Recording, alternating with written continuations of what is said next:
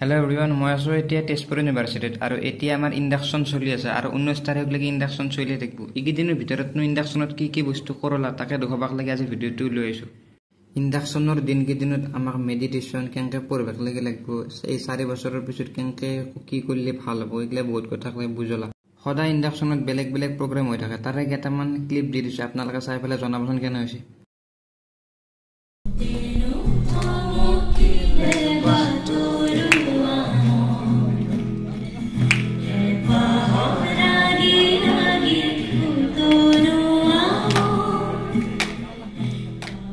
ले जाऊंगा बॉलीवुड के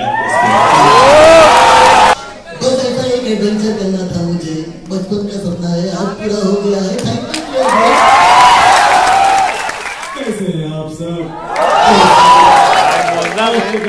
बुरा है, बहुत बुरा है, मैं कैसे रहूंगा, मैं तो भूख को मचाऊंगा यार।